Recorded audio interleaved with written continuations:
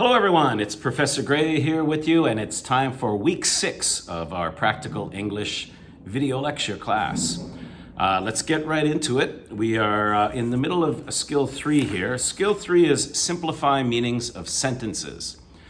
And a lot of you, not a lot, a few of you asked about that and mentioned that you found it a bit difficult, and that's okay. It is a bit tougher. As we go through the book, the question types and the skills get a little more difficult as we go along. The ones at the end, actually, the last two tend to be kind of, I find, the easiest ones, but we'll get to them later on in the semester. The simplified sentences, what makes them difficult is that you have a very long sentence. Now, I understand that that's hard. It's a lot to digest. They're usually sentences with 2, 3, or 4 points or sections of the sentence. As we mentioned last week, the key is really to break the sentence down. What are the key points? A long sentence will have more than one key point. How do you break it down? Well, you look for commas, semicolon, dash. This kind of punctuation helps separate parts of a sentence. Look for words, and, but, or, before, after, while, during, these kinds of things. Words that are used to connect sentences together, right? When you find these clues in the sentence, it helps you find the separate areas or the separate points in the sentence. Then you look at the answers. One technique for beginners that you might want to try is get rid of the wrong answers. The wrong answers will either contradict what it says in the main text, the sentence, or the wrong answer will omit a key point. Right? Again, that's one technique. It's a bit slower, but if it helps you get used to the questions and get familiar with how to answer them, then you might want to try that. Otherwise, you look for an answer that's a restatement of the sentence. States all the key points, but uses different words, uses synonyms. Okay? Look for synonyms. If an answer seems to have a lot of the same exact vocabulary, it's quite often wrong. Okay? It's usually a trick or a trap. Okay? Start looking for synonyms, restatements of phrases or key points. Let's take a look.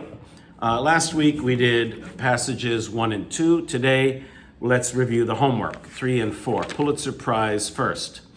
Now, the Pulitzer Prize was named after a famous man from over 100 years ago named Joseph Pulitzer, who owned a lot of newspapers. He owned 2 famous ones, one in New York and one in St. Louis. He was one of the first big newspaper producers, owners in the U.S. It came about, first line, came about is it happened. Now, what is the Pulitzer Prize? It came about, it happened as an attempt by newspaperman, the owner of the newspapers, Joseph Pulitzer, to upgrade, bring it up, the profession of journalism. That's interesting. Okay, so anyway, today the Pulitzer Prize is like the Academy Award for writing, all right? So it's a big deal, right? It's a very big deal for writers. But why do we have it? Well, interestingly, the journalism used to be a kind of a low-level kind of job. It wasn't really a career or a profession the way it is today. You didn't go to school to be a journalist. You just sort of wrote stories. You got the job. And Joseph Pulitzer wanted to change this. He wanted journalism to be a sort of a high-level skill or a high-level profession. And one way of doing that is to create these awards. And another way, of course, is to create schools that teach it. When you have schools that teach a certain job or skill, that skill will inevitably grow and get better and better. Pulitzer's the owner of the New York World. Now, this is a really long sentence. Let's focus at it here together. Focus on it. New York World, that's the name of the newspaper. And the St. Louis Post-Dispatch, another newspaper. 2 different cities in the U.S., 2 different newspapers. made a proposal. Proposal is a suggestion or an idea. In 1903, to Columbia University in New York to make a $2 million bequest. What's that? To the university, okay? $2 million, money, big money. Today, that's big money. That's like more than Ishibok, right? I mean, that's a lot of money today for you or for me, but maybe not for a university, but 100 years ago, that's a lot of money. So what is he doing? He's making a bequest to, giving to. Bequest is like donation. Okay, he suggested to give money to. This is important. How do you know? From context.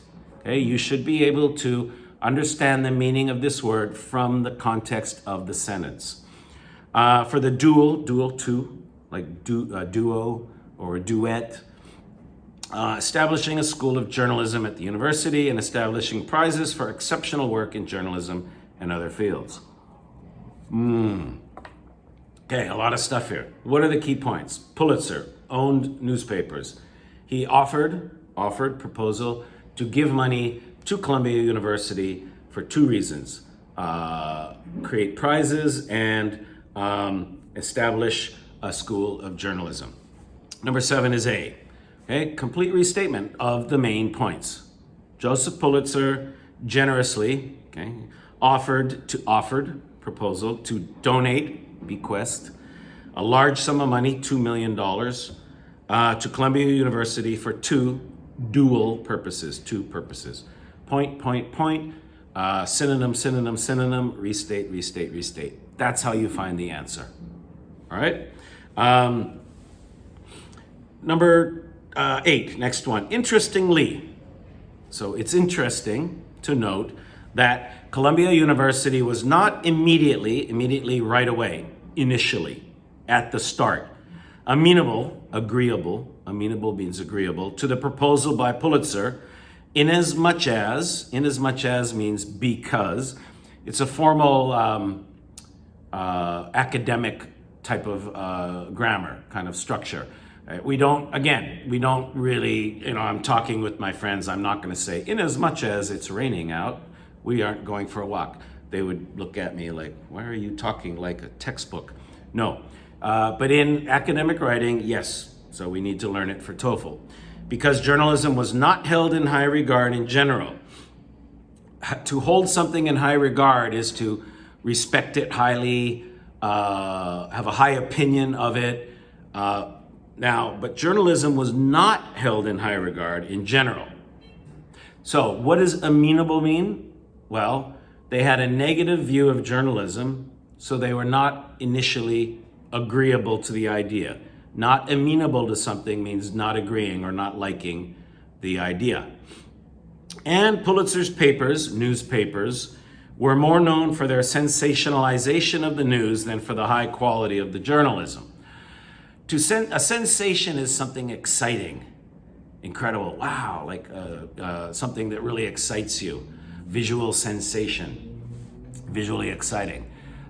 Sensationalism with regards to writing is kind of negative here. It means not high quality, more high excitement. Some movies are really good movies. Good dialogue, good characters, interesting, but they're not exciting movies, but they tell a good story. And other movies are just really exciting with special effects and loud noises. They might not be the best movie or the most interesting human story, but they're fun and exciting. So people go to see them. Newspapers are similar. Some newspapers are very high quality, maybe a little bit dull, but you get the news and it's well written. Other newspapers are just fancy pictures and big words and exciting stories. Wow, look at that. And you buy the newspaper. That's sensationalistic newspaper and sensationalism in journalism. Okay, number 8 is C, initially, okay? Not immediately amenable, immediately, initially. There's our first connection. Not interested in working with Pulitzer, not interested in working, not amenable to the idea. Why? They did not have a high opinion, high regard, high opinion, not high regard, not high opinion of newspapers in general and Pulitzer specifically in particular. Okay, again, 8C, complete restatement. Next, it took years of discussions and negotiations. It took years, means many years. It took a long time. Many, many years went by. Negotiating, discussing, before the terms for the establishment of the School of Journalism and the prizes bearing, holding, or having Pulitzer's name were agreed upon.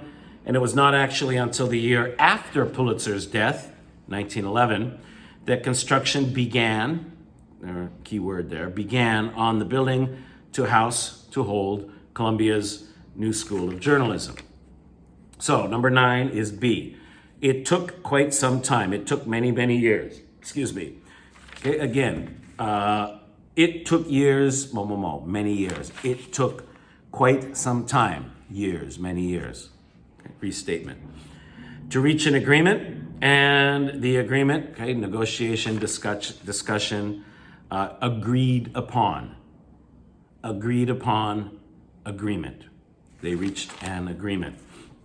Was not actually implemented until after Pulitzer's death. Implement means to begin something, to put it to use, right? First you have an idea in your mind, then you write down the idea, then you discuss the idea with your boss, then your boss agrees, and then your boss implements your idea.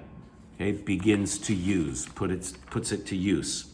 So began construction, put it to use, begin the construction of the school, B. And number 10. Now, there's a lot of stuff here. Okay, there are 21, I think there are more now, actually. There are more because of online and internet awards too. But anyway, 21 awards, 14 for journalism, 6 are given in letters. Letters means just writing, regular writing, like novels and biography and history. So letters means not newspapers, not journalism. And then 1 for music. Of course, music is different.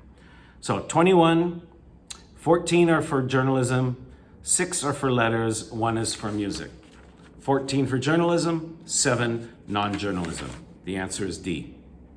2/3 are given to journalism, 14, and the other third, the other 7, goes to other fields, letters and music. Again, a big, huge sentence, but really there's just really one key point, and the one key point is 14 here, 7 here, or 14, 6, and 1. 2/3, 1/3. You know, Joseph Pulitzer was also a big baseball fan, and at that time in U.S., baseball was really the only big sport. Football was just barely had been invented. Basketball, same. So really, baseball was really the sport in America, and he loved it.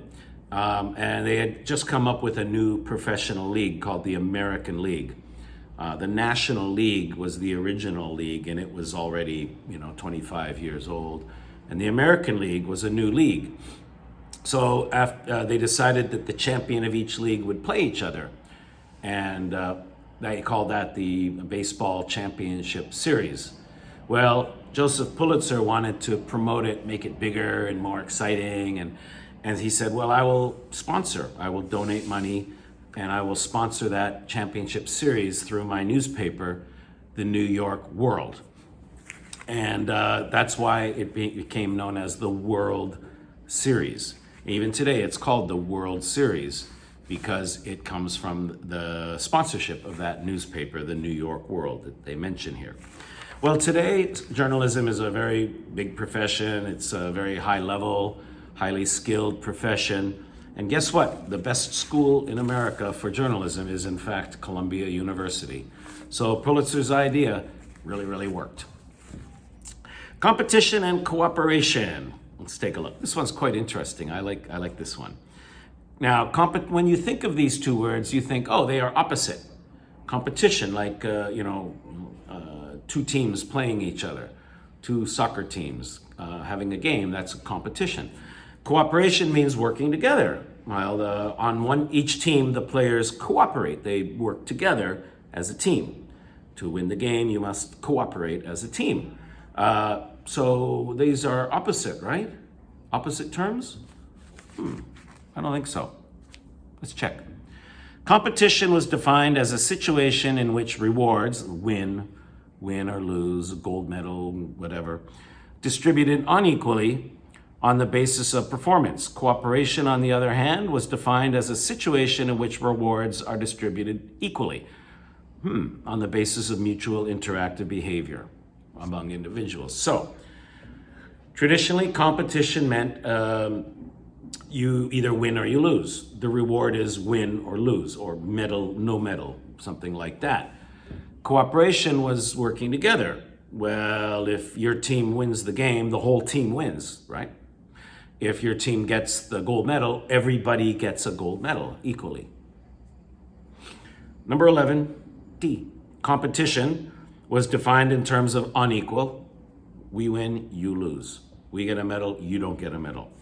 And cooperation in terms of equal distribution of awards. Again, everybody shares the reward on the team.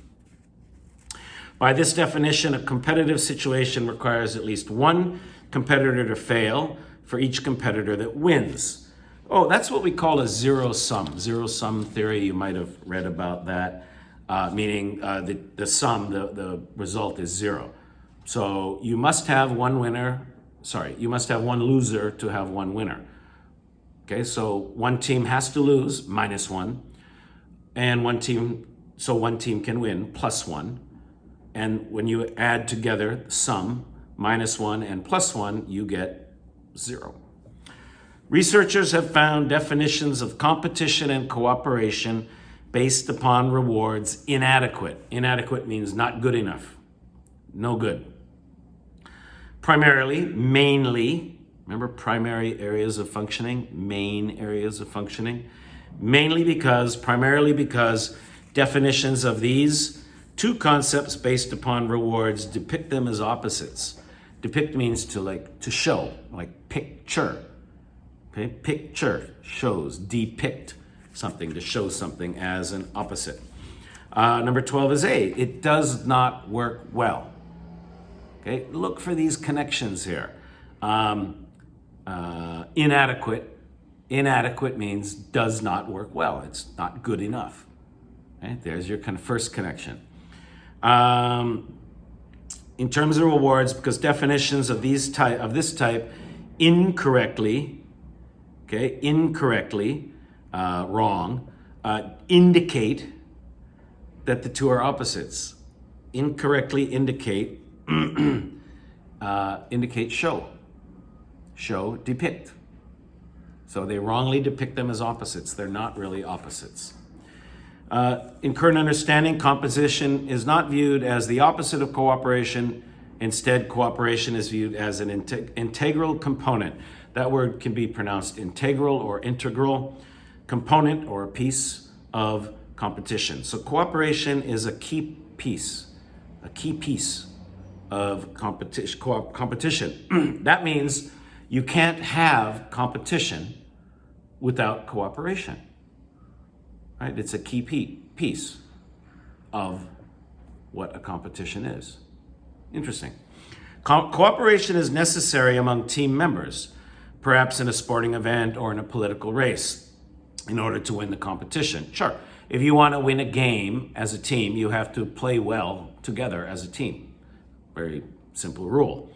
It is equally important to understand that cooperation is of great importance, very important, between teams. Team A, Team B, in that same sporting event or political race, inasmuch as because the opposing teams need to be in agreement as to the basic ground rules of the game or election in order to compete. Imagine a soccer game where one team plays by the regular soccer rules that we all know, and the other team says, no, we have our own rules. Our rules are that these players can touch the ball anytime and these players cannot. It's not going to work. You can't have a soccer game. The game is impossible. You cannot play a real game of any sport, unless both teams agree on the rules. Of course, you break the rules and then you get a penalty and like that, but even that is cooperation. You both agree that that's a rule and you broke the rule. So what this is saying is that to have a competition, you must first cooperate. Number 13B, in a number of contexts, examples, political race, different sports, different games, different contexts, different situations, cooperation is necessary, an integral component, okay? A necessary piece among team members, within the team, and between opposing teams. So the members of the team must cooperate and the two teams must also cooperate. You cannot have any competition unless people cooperate together on the team and with the other team. It's very true. Last one. Interestingly, the word competition is comes from a Latin verb which means to seek together. An understanding of the derivation, coming from, the word competition, where the word comes from. A lot of English comes from Latin. You probably already know that. Supports the understanding that cooperation, rather than evoking, bringing out, showing, a characteristic at the opposite extreme of human nature from competition, is in reality a necessary factor, integral component, exactly, necessary piece, necessary factor in competition. Number 14 is C. The derivation of the word competition depicts that cooperation is an integral part, okay, necessary factor. There you go, perfect synonym of competition. So what is this saying?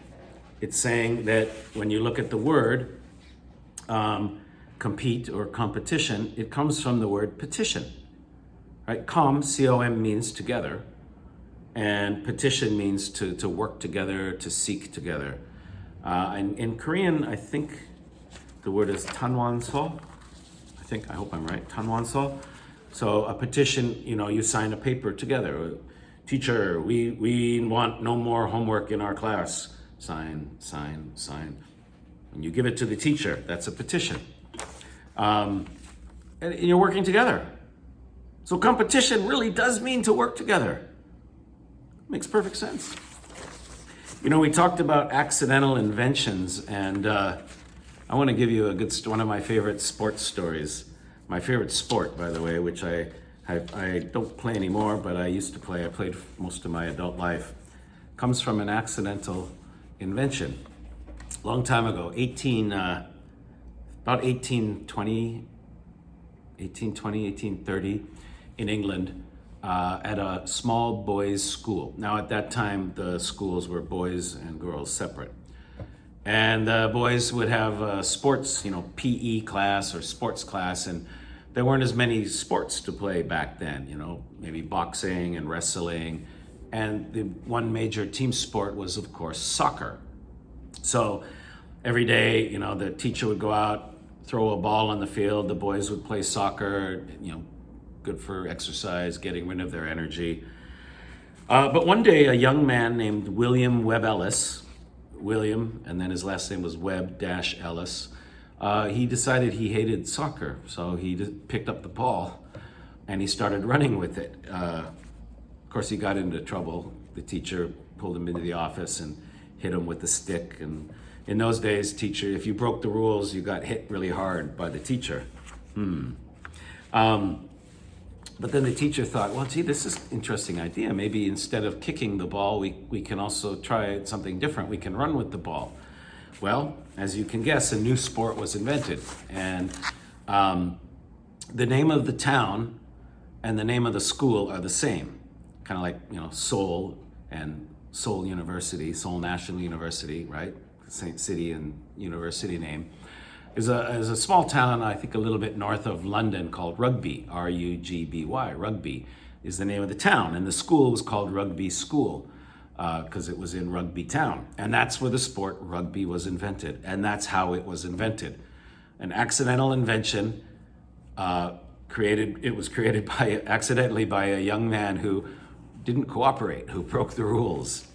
But he's remembered well today, and the World Cup trophy for rugby is named after him. It's called the William Webb Ellis Cup, and it's played every 4 years, exactly like the Soccer World Cup. It's in different years, but very much like the Soccer World Cup. Okay, let's move on. Today we're going to start skill 4, insert sentences into the passage. Okay, now this is also a bit tough. It seems tough. It's actually easier than it looks, right? The key here, really, the important thing is you read the bold sentence carefully. Look at page 35. Okay, number 1, it'll always say, look at the 4 squares, the black square, okay. You take that bold sentence and you put it in the passage. Where does it go? How do you find the answer? You look for clues. You look for reference. Remember reference? He, she, it, we, they, that, this, these, those. Look in the bold sentence for something that you don't know what it means.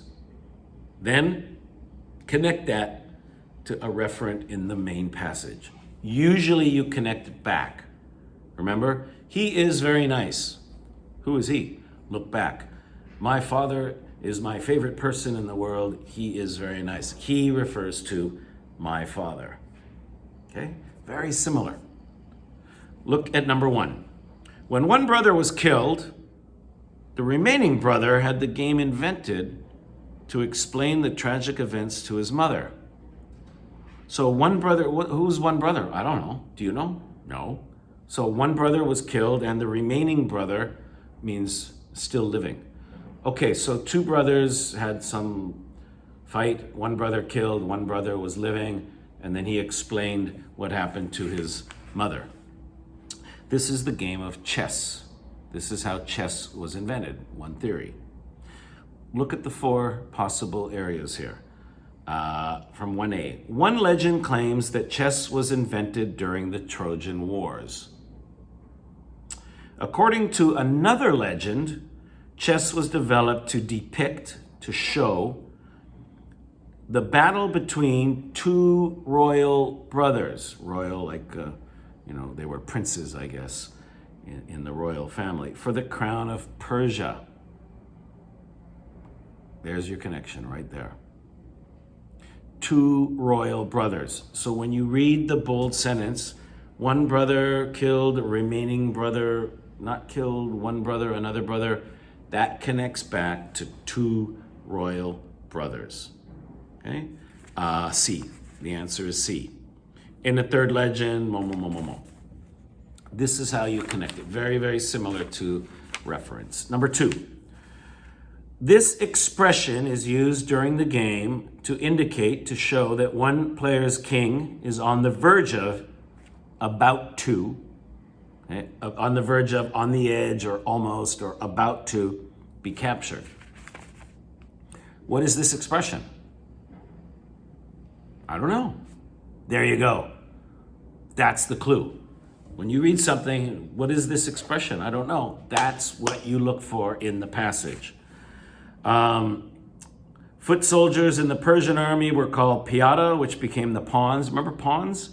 The young children, young boys that grew up in the slum, they had no chance in life. They were the pawns, right?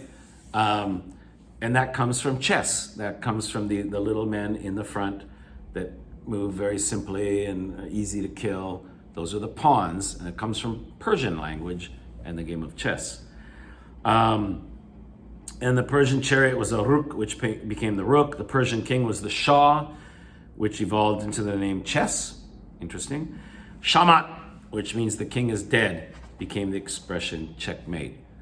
This expression is used, See how that connects? The expression checkmate, this expression is used, There's your connection. There's your answer. Number 2 is D. Very good. Okay, as always, read the introduction here on your own. Read the shaded box on page 36. These questions are easier than they look. Okay, you take a little time. Don't rush with these. When we do the practice, take your time. Now, some of you are a bit confused. I want you to time yourself and go a little faster and push yourself with the review exercises. They are like practice tests. But when you do the practice exercises in the chapters, it's okay to go slowly. Go slowly and develop a nice technique, develop a rhythm. Practice learning how to answer the question using the suggestions in my video and also in the shaded box at the end of each introduction. By the way, Persia, Persian army, Persian king. Persia is today, the country is called Iran, I-R-A-N, and they pronounce, I think in Korean it's Iran. And that country, Iran, the people are still Persian people.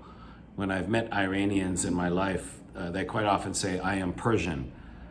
They don't call their country Persia anymore, but it's the historical, sort of the ethnicity, and they have an amazingly rich history and culture in that country. So they're very proud of it, and so they often refer to themselves as Persians. Okay, popcorn. Everybody knows what popcorn is. Go ahead, try passage 1, number 1 and 2, okay? I suggest about 5 minutes, but it's okay to go a little bit longer and really focus on the technique here. The questions, I think you can do well if you focus on what we've been working on today. Go ahead, number 1, passage 1, popcorn.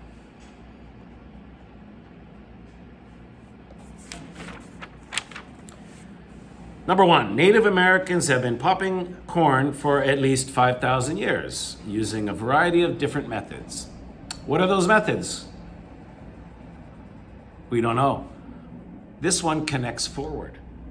When you read that sentence, you say, what are the methods? This sentence is leading you into those methods. Those methods will come next.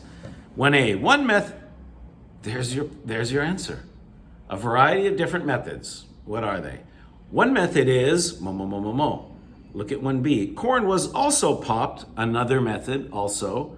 1C, in a final method, mo.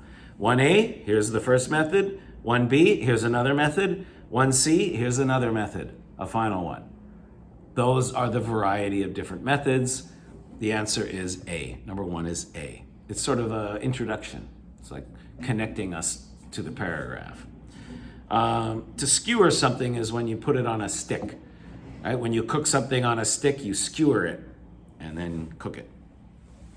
Number 2, a century after these early explorers, the Pilgrims at Plymouth may have been introduced to popcorn at the first Thanksgiving dinner.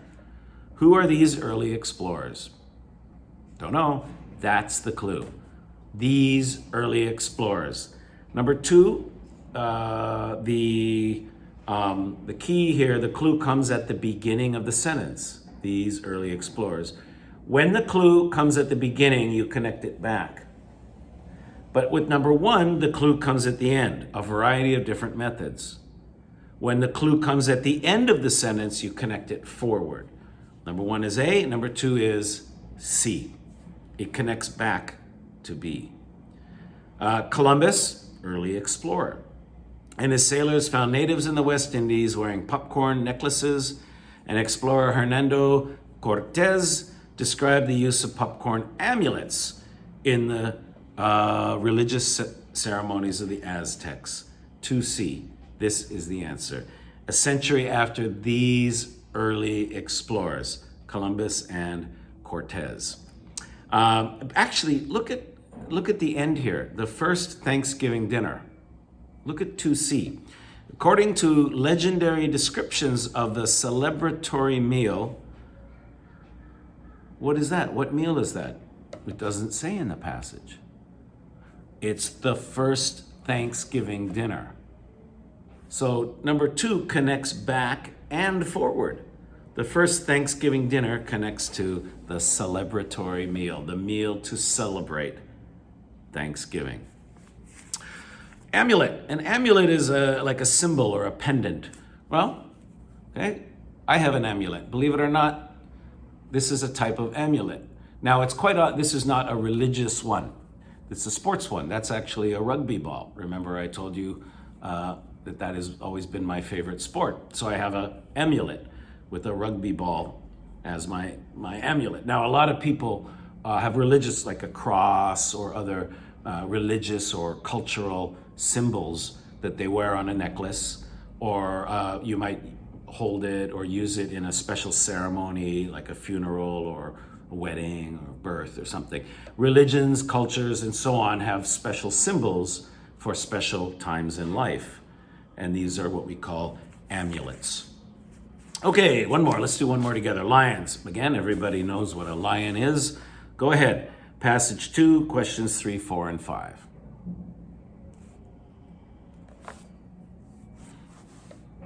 Number 3, other cats do not. Do not what? I don't know. Other cats. What are other cats? What's an example of a cat? Well, number 3 is very short. So the whole sentence here, other cats do not, the whole thing is your clue. Those are your clue words, everything.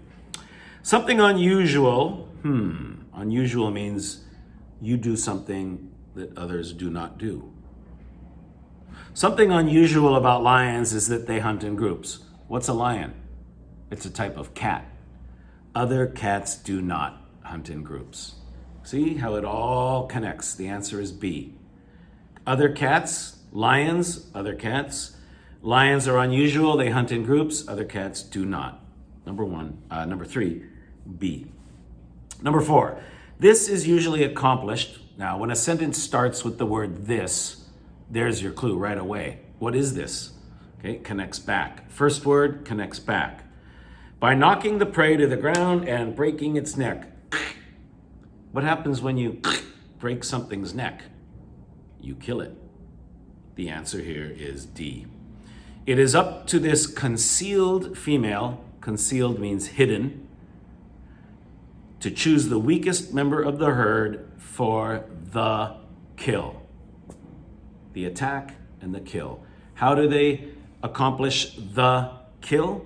They accomplish it by knocking the prey to the ground and breaking its neck, dead. Number 4 is D. Notice the interesting story here. The lioness, female lion, lioness, has hidden herself downwind. Notice the connection. Hidden, hiding, downwind, of course, so the wind is going towards her and away from the prey. If she's upwind, then the wind comes to her and goes towards the other animal. Uh-oh, I smell a lion, and they run away. So the lion goes, the wind is going this way. Okay, I am downwind. The prey won't smell me, and they won't escape. But notice also hidden herself, hiding, concealed. Right? When you read, when you practice, always practice looking for these clues, these vocabulary clues, the synonyms and the restatements. They help you learn vocabulary, but more importantly, they help you learn a good reading skill. Number 5, thus, the males have a defensive rather than an offensive role. Again, we've talked about this. Thus is a conclusion. It comes at the end. Number 5, D.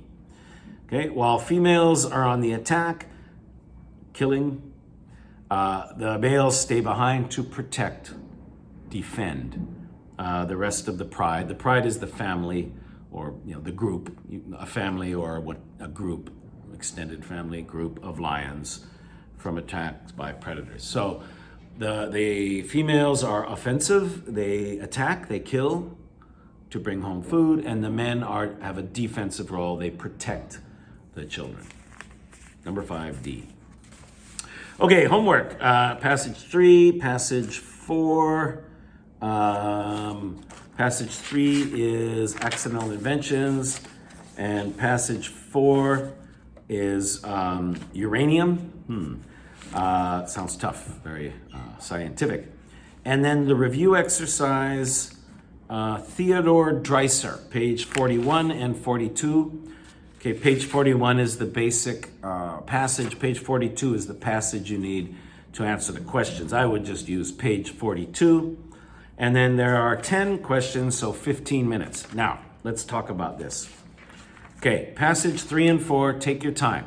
Don't take all day to answer them, but get into a rhythm, get into a comfortable way of understanding the question, and how to answer it, how to find the right answer. Okay, so passage 3 and passage 4, it's okay to go a bit slowly and get into a good habit, good strategy for answering these types of questions. Theodore Dreiser is a review exercise of skills 3 and 4, and I want you to time yourself. This one, I want you to push yourself 15 minutes and tell me in your emails. A couple of you forgot. Don't forget. You need to tell me it took more minutes to answer the review exercise. If you get it wrong or it's tough, don't worry. Okay, the review exercises are to help you with timing, to push you. Once you finish, review it, and then you can take more time and go over it. Read it again, go over the questions again, go over the answers, all right? And I'll go over it next week. And then stop. After page 44, just stop. Okay, that's your homework. Get that done, and tell me how long it took you to do only the reading exercise, reading review exercise.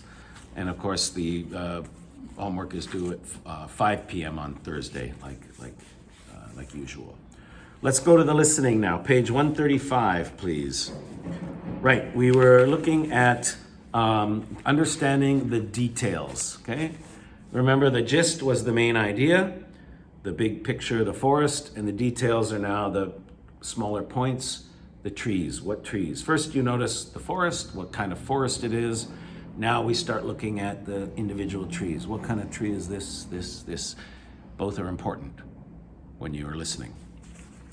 Education, early teachers. Okay, the scripts, if you want to look at the scripts, which I recommend while we review, page 584. All of you are enrolled in this introductory, who are all of you? You're all enrolled, you're in a course. To enroll means to be literally on the list. The roll is the list, the class list. Enroll, in the roll, on the list. Therefore, number 12 is D. Okay? You want to become teachers. You are future teachers. Next, they're talking about 13 is C, early in the 20th century, So the first thing you write down as you're listening is, who is the lady? Look at the picture. That's a professor. When you see a picture of one person, and it's clearly not a student, right? It's a teacher, professor, you're usually going to get a lecture. There are no students in the picture. Therefore, probably you're only going to hear the professor's voice, so probably it's well organized. Follow the professor. Take notes, just like you would take notes in a lecture. So, who is the lady? She's a professor. Who are the students? Future teachers. What does she say? Early in the 20th century, the life of a teacher was quite different than it is now. Okay, what time period? Early in the 20th century. Number 12, number 13 is C. The rules weren't only about how a teacher would conduct herself in the classroom. Conduct means behavior, your manner, your behavior, how you act. But there were also rules that governed, that controlled, okay, like government, governor. To govern is to be in charge or control something. Rules govern you. You follow the rules. Okay? When you learn the rules of anything, then you must follow them. You are governed by the rules. Okay? The government makes laws and rules that you must follow. So they weren't only about in school, they were also outside of school. Life. Number 14. And there are two answers here. C, they were not just about behavior at school, how she could conduct herself at school. Conduct means behavior, how you must behave as a teacher. And what does it say? Here are some of the rules. Teachers had to follow strict rules. They were very, very strict. Number 14A, they were strict, and C, they were not only about conduct at school. First point, about clothing. Okay, appearance, clothing, hair, and so on. Okay, for key point number 1, appearance. No colorful clothing, no dyeing your hair, no loose hair. Ladies, if you have long, loose hair, no, you couldn't, you had to teach with it, tied up nice and tightly. No skirts above the ankle. Wow, you're no pants, no jeans back then anyway, but no pants. Ladies, no, you had to wear a long skirt or dress below the ankle. Okay, so those are all very strict rules. 15, now if you take good notes, you take notes. Appearance, no dyeing your hair, no loose hair, no colorful clothing, long skirt. Number 15, B and C. Okay, no colorful clothing and long skirts below the ankle. Next, teachers' whereabouts, where you are, where you go, where you can be. After school hours were strictly regulated. Okay, a regulation is a rule. So to be regulated is to be governed. Forbidding teachers to go to bars and ice cream parlors. Now I can understand, not being allowed to go to a bar and drink alcohol. I can at least understand that a little bit, but ice cream parlor? That's weird. Anyway, you had to be home after 8 p.m. You couldn't leave town. You couldn't smoke or drink. You couldn't get married if you wanted to be a teacher. Very strict, very controlling. Anyway, number 16. B, you had to stay home after 8 p.m. Again, just follow the professor, follow the lecture. Okay, what is she talking about? The rules of being a teacher. Okay, teacher's rules. What about them? Oh, they were very strict. What else? Oh, they weren't about only at school. It was about home too. Life, home, in the community. Wow. What are they? Appearance, okay? Clothing, hair, dress. Where could you go? You have to stay home. Can you go to a bar? No. Ice cream parlor? No. Can you get married? No. Rule. Follow the professor. Follow the lecture. Take good notes on the main points as you hear them. And these detailed questions are very easy. Number 17, B and D. No bars and no ice cream shops. Wow. Well, I'm going to celebrate after today's lecture. I'm going to go out to Baskin Robbins and have an ice cream to celebrate my freedom. I'm allowed these days to go to ice cream parlors. By the way, an ice cream parlor is another word for shop, like beauty parlor. 미용실, beauty parlor, beauty shop. Okay, same thing. Passage 4, geology. Geology. Geo means earth. Now there's two types of study here. There's geology and geography. Geography. Geology, geography. They're both about the earth, but geography is more like the surface of the earth. Mountains, lakes, rivers, oceans, borders, countries. That's geography. Geology is sort of studying the earth, inside the earth, the rocks and the soil and gems and things like that. Okay, geology is more inside and geography is more surface. Iron pyrite, what does that mean? I don't know. Am I worried? No, and neither should you. Don't worry. Look at the title. If you see something you don't know, realize that you're going to find out near the beginning. Listen closely at the beginning. They'll tell you what iron pyrite is. And sure enough, they do. Now, it's 3 students here. There's no professor. It's 3 students. Looks like they're waiting for class to start. So just follow them like a student discussion. It'll be, what do students do? Do they lecture each other? No, they ask and answer questions. Oh, did you understand chapter 2? What does this mean? Oh, this means mo. But I don't know this. Can you tell me what? That's what students do. They help each other. Follow their conversation. Iron pyrite is called fool's gold. Why is it called fool's gold? Because it can look like gold, and foolish people thought they found gold when they found iron pyrite. Okay, therefore, number 19 is B. Okay, foolish people, fool's gold. Foolish people thought it was gold. And so what do they talk about? What does it look like? Well, it can be shiny golden in color, so it looks like gold, 18A. I mean, to look like gold, you have to have a gold color. Otherwise, you don't look like gold. So 18 has to be A. How does it get its shiny gold color if it's not gold? Iron pyrite gets its shiny gold color from the mix, a mix of elements. It's a mixture, it's a compound. It's made from a mix, yes, a compound of iron and sulfur. Number 20, B and D. Okay, key point, what is it made of? What is the compound? B and D, iron and sulfur. How is it different from gold? How it reacts to heat. Next point, how does this react to heat? When iron pyrite's heated, it smokes, emits smoke, and develops an awful odor, terrible smell. Okay, it smokes, it lets off smoke, emits smoke, and it has a terrible smell. Number 21, A and B. A and B. Bad smell, terrible, awful odor. Okay, synonym. Next, where does the word come from? The Greek word for fire.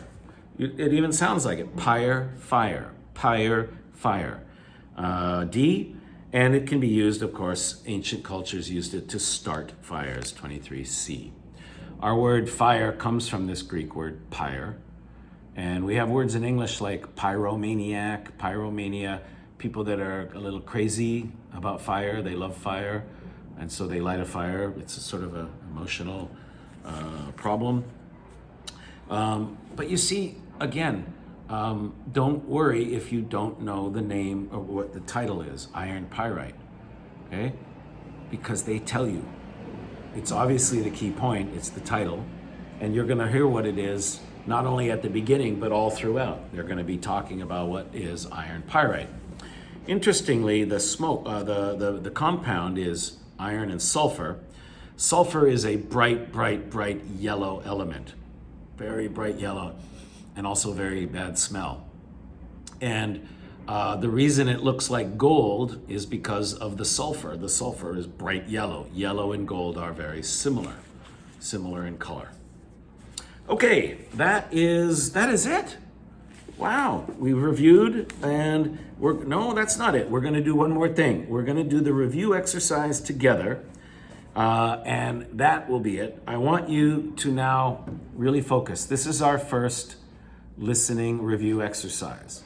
This is the only thing today. There's gonna be no homework in listening this week.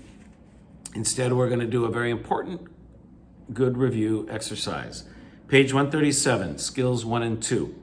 Consultation and anthropology paper. Anthropology, anthro means man, human. Ology means studying. Anthropology, studying man, studying human beings. Paper is, like an essay or a report. Where are they? Well, there's a student consulting with his professor. The young man is the student and the woman is the professor, and they are in the professor's office. Okay. Wow, look at picture 2. Do you know what we call that in English? We call that the Big Dipper. Okay, D-I-P-P-E-R, the Big Dipper. And in English, there's a very important word to learn here. When you see a group of stars together, it's called a constellation. Remember less than stellar? The Post-it notes, their initial sales were less than stellar, and stella means star. Here we have constellation. Okay, constellation. Stella is star, a group of stars together. The Big Dipper. All right, so I want you to listen, but please do not look at the questions 1, 2, and 3, or even turn the page. Please don't read the questions while you're listening and don't answer them. This will not help you. This is a very good review exercise of skills 1 and 2. Main idea, gist, and details, key points. So listen, take good notes. Remember, it's professor and student. It's not a lecture. Okay, so right now you're asking yourself, where are they? Professor's office. Okay, why are they there? For fun? No. They're there because either A, the professor asked the student to come and talk to her, or B, the student asked the professor to come and talk to her.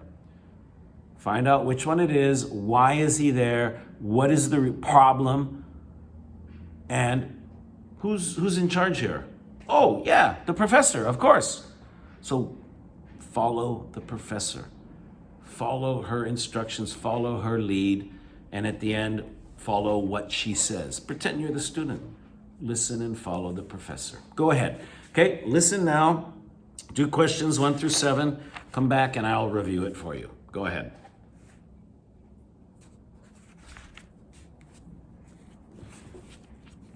Okay, let's check. Thanks for seeing me, Dr. Barton. So obviously, the student asked the professor, can I please come and see you? All right? Always listen for that. It's an important point. Who wanted to see who? In this case, the student wanted to see the professor. She says, what did you want to talk about? I wanted to discuss the topic I've chosen for the paper I'm supposed to be writing for your anthropology class. Okay, the topic I'm thinking is unusual. Professor says, well, what is the topic? Okay, what topic did you have in mind? Follow the professor. That's a key point. If she asks, it's important. What is the topic? A test used by the Roman military to test soldiers' eyesight. Okay, I mean, what does that have to do with anthropology? Well, first of all, what is this test? Okay, first thing the professor asks, what is this test? Now, your focus is to write down notes about that question. What is this test? Number 1 is B. He wants to get permission to write on this eyesight test. And, well, what is it? The professor asked, therefore it's important. It was a test the Romans used to determine if their soldiers would fight as foot soldiers on the front lines. Remember, pawns. Okay, the foot soldiers of the Persian army were called piada, which became the word pawn. Or archers, bow and arrow. Behind the lines. I'd rather be an archer. How about you? I think an archer would live longer. In those days, foot soldiers, they didn't have long lives. One of the tests was simply to count the stars in the constellation, the Big Dipper. This test determined the acuity of their vision. Accuracy, how accurate, how sharp their vision was. So number 1 was B, number 2, D. Okay, this is about determining the role. This eyesight test determined, will you be a foot soldier or will you be an archer? And well, it was to look at the stars in the Big Dipper and count how many stars there were.